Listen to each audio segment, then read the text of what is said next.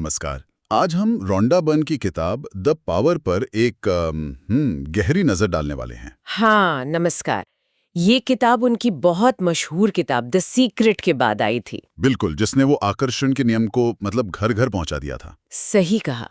और the power ये उस विचार को एक कदम और आगे ले जाती है। अच्छा, किस तरह से? मतलब ये सिर्फ बाहरी चीजों को पाने के बारे में नहीं है, बल्कि उस अंदरूनी शक्ति को पहचानने और क्या कहते हैं इस्तेमाल करने के बारे में है, जो हम सबके भीतर पहले से मौजूद है। ओके। ये द सीक्रेट के सिद्धांतों को शायद थोड़ी ज्यादा गहराई और एक व्यावहारिक रूप देने की कोशिश है। तो आज का हमारा लक्ष्य है इस किताब के जो सबसे महत्वपूर्ण विचार हैं उन्हें खंगालना। हाँ। ये समझना कि रोंडा बर्न जिस शक्ति की बात कर रही हैं वो असल में है क्या चीज, और कैसे अपने अंदर की इस ताकत को समझकर और इस्तेमाल करके जीवन के हर पहलू में, चाहे वो रिश्ते हों, सेहत, पैसा, खुशी, उसमें सकारात्मक बदलाव लाया जा सकता है। बिल्कुल। चलिए इस किताब के पन्नों में उतरते हैं और देखते हैं कि वो कौन से मुख्य सूत्र हैं जिन्हें समझकर कोई भी अपनी जिंदगी की बागडोर अपने हाथ में ले सकता है। तो शुरुआत करते हैं सबसे बुनियादी विचार से। रोंडा कहती हैं, आईने में देखिए, जो इंसान आपको दिख रहा है वही शक्ति का स्रोत है। ये सुनने में शायद थोड़ा अजीब लगे, है ना? हाँ, लगता है। क्योंकि हम अक्सर शक्ति को बाहरी चीजों में ढूंढते हैं, कोई पद, पैसा, दूसरों की राय। बिल्कुल, लेकिन उनका दावा है कि असली जो रचनात्मक शक्ति है वो हमारे अंदर ही है। ये तो काफी गहरा विचार है। इसका मतलब ये है कि हम अपनी परिस्थितियों के शिकार नहीं हैं, बल्कि अपने जीवन के रचयिता हैं। रचयिता कैसे? हमारे विचार, हमारी भावनाएं और हमारे जो गहरे विश्वास हैं, वो मिलकर एक तरह के अदृश्य चुंबक का काम करते हैं। अच्छा, चुंबक की तरह। हाँ, जो हमारे अनुभव और हालात को हमारी ओर खींचते हैं। किताब यही कहती है कि हम लगातार, चाहे जाने या अनजाने में, अपनी सोच और एहसास के जरिए अपनी हकीकत गढ़ रहे हैं। तो फिर ये तो बहुत बड़ी जिम्मेदारी हुई। अगर जीवन में कुछ ठीक नहीं चल रहा तो क्या इसका मतलब ये है कि दोष हमारा ही है? ये विचार थोड़ा असहज नहीं लगता? देखिए, ये सवाल बहुत स्वाभाविक है, उठता ही है। हाँ। पर रोंडा का नजरिया यहाँ दोष देने का नहीं है, बल्कि वो सशक्तिकरण का है। सशक्तिकरण? हाँ, उनका कहना है कि बाहरी परिस्थितियों को दोष देने से हम अपनी शक्ति दूसरों के हाथ में दे देते हैं। ओके। इसके बजाय जब हम ये स्वीकार करते हैं कि हमारी अंदरूनी दुनिया, हमारे विचार और भावनाएं, वो हमारे नियंत्रण में हैं और यही हमारी बाहरी दुनिया को प्रभावित करती हैं, तो हम अपनी शक्ति वापस पा लेते हैं। फोकस इस बात पर है कि हम क्या बदल सकते हैं, और वो है हमारी अपनी सोच और महसूस करने का तरीका। ओके। यही असली शक्ति है, अपनी आंतरिक अवस्था को चुनने और उसे निर्देशित करने की क्षमता। अच्छा, तो ये शक्ति बाहर नहीं, अंदर है, और ये हमारे विचारों और भावनाओं से जुड़ी है। यहीं पर वो आकर्षण का नियम आता है ना? हाँ, बिल्कुल। जिसे द सीक्रेट ने इतना लोकप्रिय बनाया था। द पावर इसे किस नए नजरिए से देखती है? पहले तो ये नियम है क्या, अगर साफ शब्दों में कहें? आकर्षण का नियम बहुत सरल शब्दों में ये कहता है कि समान चीजें समान चीजों को आकर्षित करती हैं। मतलब सकारात्मक विचार और भावनाएं सकारात्मक अनुभवों और परिस्थितियों को आकर्षित करते हैं, जबकि नकारात्मक विचार और भावनाएं वो नकारात्मकता को। ठीक है। अब द पावर में रोंडा इस नियम को सिर्फ एक बाहरी प्रक्रिया की तरह नहीं देखती, जैसे हम ब्रह्मांड से कुछ मांग रहे हों। तो फिर फर्क क्या है?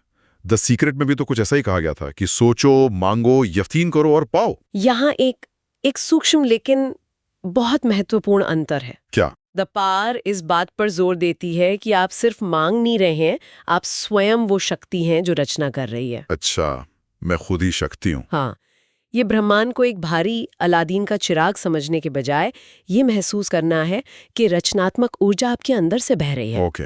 इसलिए फोकस मांगने की जो कमी वाली मानसिकता होती है, उससे हटकर उस चीज को पाने की शक्ति अपने भीतर होने या महसूस करने पर आ जाता है।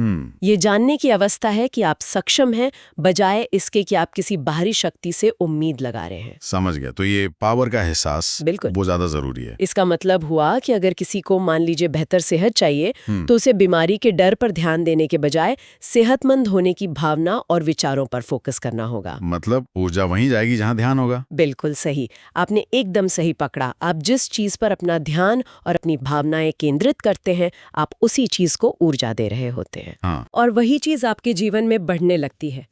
अगर आप लगातार कमी, डर या बीमारी के बारे में सोचेंगे और महसूस करेंगे तो अनजाने में आप उन्हीं चीजों को आकर्षित करेंगे।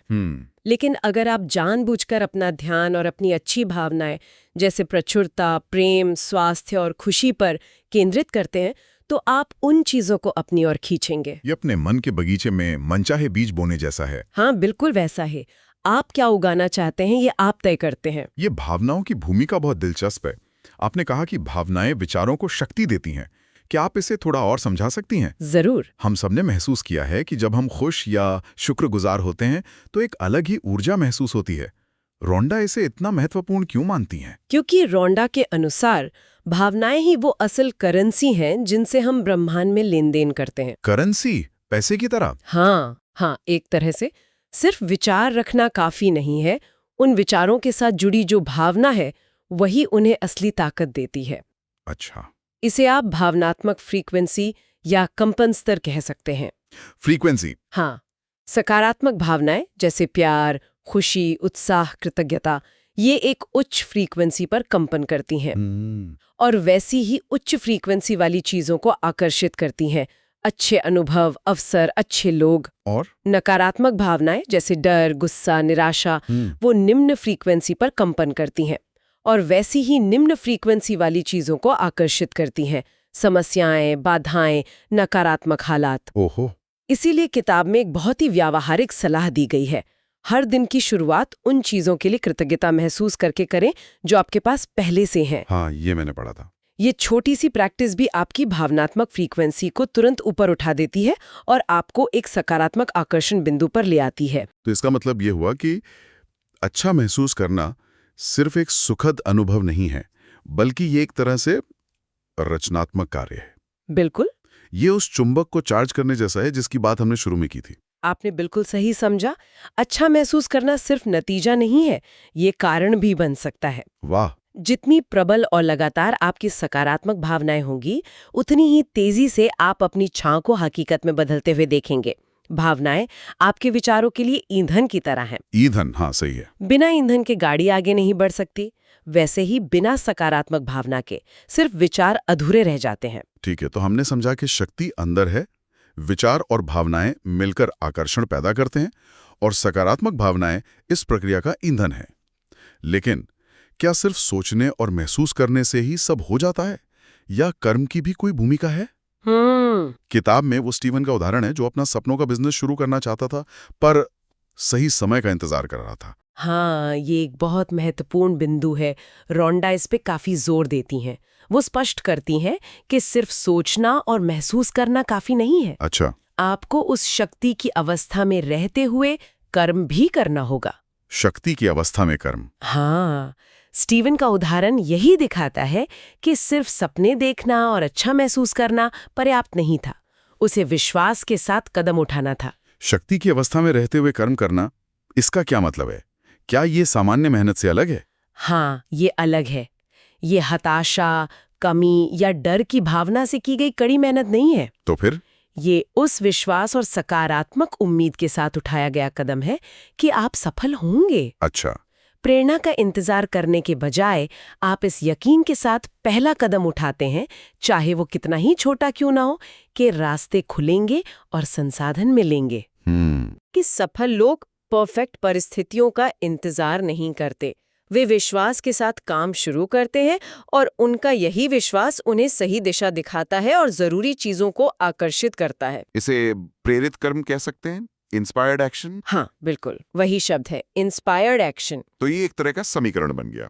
सकारात्मक विश्वास प्लस प्रबल सकारात्मक भावना प्लस प्रेरित कर्म इज इक्वल टू मनचाहा परिणाम। हाँ, आप ऐसा कह सकते हैं। लेकिन अगर कोई कर्म तो करे पर अंदर से डरा हुआ हो या उसे यकीन ना हो तो? रोंडा के सिद्धांत के अनुसार ऐसे में परिणाम मिलना मुश्किल होगा या शायद मन मुताबिक नहीं होगा। क्यों? क्योंकि कर्म करते हुए भी अगर आपकी भावनाएं और विश्वास नकारात्मक है तो आप एक तरह से मिली जुली फ्रीक्वेंसी भेज रहे हैं। अच्छा, मिक्स सिग्नल। हाँ बिल्कुल, बाहरी कर्म और अंदरूनी अवस्था का मेल होना जरूरी है। असली शक्ति तब प्रकट होती है जब आपके विचार, भावनाएं और कर्म तीनों एक ही सकारात्मक दिशा में संरेखित हों। ये बात रिश्तों पर कैसे लागू होती है? हम सब जानते हैं कि कुछ रिश्ते हमें ऊर्जा देते हैं और कुछ हमारी ऊर्जा खींच लेते हैं। हाँ बिल्कुल। क्या ये शक्ति हमारे रिश्तों को भी प्रभावित करती है? निश्चित रूप से। आकर्षण का नियम यहाँ भी काम करता है, पूरी तरह से। कैसे? द पावर सिखाती है कि आप दूसरों को जो देते हैं वही आपको वापस मिलता है। अगर आप दूसरों के प्रति प्रेम, सम्मान और सराहना की भावना रखते हैं और उसे व्यक्त करते हैं तो आप वैसे ही व्यवहार और भावनाओं को अपनी ओर आकर्षित करेंगे। लेकिन कई बार दूसरों के व्यवहार से निराश होना या गुस्सा आना ये तो स्वाभाविक है ना? ऐसे में सकारात्मक कैसे रहा जाए? हाँ, ये होता है। किताब इसके लिए एक बहुत कारगर तरीका सुझाती है। क्या? जब भी आप किसी व्यक्ति से निराश या परेशान महसूस करें तो जानबूझकर अपना ध्यान उस व्यक्ति की उन खूबियों या बातों पर ले जाएं जिनकी आप सराहना कर सकते हैं, चाहे वो कितनी ही छोटी क्यों ना हो। हाँ, चाहे कितनी भी छोटी क्यों ना हो। ये अभ्यास तुरंत आपके अंदर उस रिश्ते के प्रति ऊर्जा को बदल देता है। अच्छा, कैसे?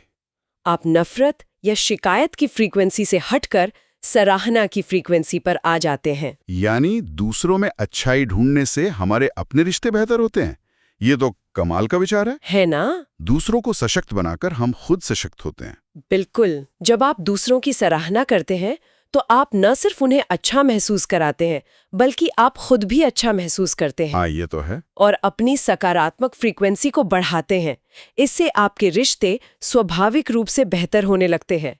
ये वही बाहर देने और अंदर पाने का सिद्धांत है जो रिश्तों पर बखूबी लागू होता है। अब आते हैं उस चीज पर जिसे रोंडा परम शक्ति कहती हैं, कृतज्ञता, आभार। हाँ, ग्रैटिट्यूड। हमने भावनाओं के सेक्शन में इसका जिक्र किया था, लेकिन इस पर इतना जोर क्यों है? क्यों इसे सबसे शक्तिशाली माना गया है? क्योंकि कृतज्ञता सबसे सीधी और शक्तिशाली तरीकों में से एक है जिससे आप अपनी फ्रीक्वेंसी को एकदम तुरंत सकारात्मकता और प्रचुरता की ओर मोड़ सकते हैं। जब आप ईमानदारी से उन चीजों के लिए आभारी होते हैं जो आपके पास पहले से हैं, चाहे वो आपका स्वास्थ्य हो, आपके प्रियजन हो, प्रकृति हो या कोई छोटी सी खुशी हो, तो आप ब्रह्मांड को एक स्पष्ट संकेत भेजते हैं कि आप इन अच्छी चीजों को पहचानते हैं और महत्व देते हैं। और इससे क्या होता है? इससे दो मुख्य बातें होती हैं। अच्छा। पहला, आपका ध्यान कमी से हट जाता है। कमी मतलब मेरे पास ये नहीं है, वो नहीं है वाली सोच। हाँ, वही। उससे हटकर ध्यान प्रचुरता पर चला जाता है। मेरे पास कितना कुछ है। ये मानसिकता का बदलाव ही अपने आप में बहुत शक्तिशाली है। अच्छा। और दूसरा, आकर्षण के नियम के अनुसार जब आप कृतज्ञता की उच्च फ्रीक्वेंसी पर होते हैं तो आप और अधिक ऐसी चीजों को आकर्षित करते हैं जिनके लिए आप आभारी हो सकें। वाह। रोंडा कहते हैं कि कृतज्ञता बहुतायत का दरवाजा खोलती है। ये सिर्फ अच्छी चीजों के लिए आभारी होने तक सीमित है या मुश्किलों के लिए भी? किताब में इस बात पर भी जोर है कि कई बार चुनौतियों या मुश्किल अनुभवों से मिले सबक के लिए भी आभारी हुआ जा सकता है। ये थोड़ा मुश्किल लगता है। हाँ, ये मुश्किल लग सकता है, लेकिन जब आप किसी कठिनाई से सीख कर आगे बढ़ते हैं तो उस सीख के लिए कृतज्ञता महसूस करना आपको और मजबूत बनाता है और आपको नकारात्मकता के चक्र से बाहर निकालता है। इसे रोजमर्रा की आदत कैसे बनाया जाए? अक्सर हम भूल जाते हैं। इसे सचेत प्रयास से आदत बनाना होता है। कुछ लोग सुबह उठते ही या रात को सोने से पहले 5-10 ऐसी चीजों की लिस्ट बनाते हैं जिनके लिए वे आभारी हैं और उस भावना को महसूस करते हैं। महसूस करना जरूरी है। हाँ, बहुत जरूरी। कुछ लोग कृतज्ञता पत्थर जैसी कोई चीज अपनी जेब में रखते हैं जिसे छूते ही उन्हें कृतज्ञता याद आती है। अच्छा आइडिया है। महत्वपूर्ण यह है कि इसे सिर्फ एक रस्म की तरह ना किया जाए, बल्कि उस भावना को सच में महसूस किया जाए, दिल से। तो इस पूरी चर्चा को समेटते हुए ये शक्ति आखिर है क्या, अगर इसे एक लाइन में कहना हो? देखिए, ये बाहरी दुनिया पर नियंत्रण या अधिकार नहीं है, बिल्कुल नहीं। तो क्या है? ये आपके अंदर की वो क्षमता है जिससे आप अपने विचारों को चुनते हैं, अपनी भावनाओं को सकारात्मक दिशा देते हैं और विश्वास के साथ कर्म करते हैं। ये आपकी आंतरिक दुनिया को साधने की शक्ति है, जिससे बाहरी दुनिया खुद ब खुद संवरने लगती है। रोंडा बर्न की द पावर का सार मुझे लगता है यही है कि जीवन को बदलने की सबसे बड़ी कुंजी कहीं बाहर नहीं, हमारे अपने अंदर है। बिल्कुल। हर पल हम अपने विचारों, भावनाओं और कर्मों से अपने आने वाले कल का निर्माण कर रहे हैं। एकदम सही। आप अपने जीवन के लेखक हैं, निर्देशक हैं और मुख्य कलाकार भी हैं। ये शक्ति हमेशा से आपके पास थी, है और रहेगी। सवाल सिर्फ इसे पहचानने, स्वीकार करने और इस्तेमाल करने का है।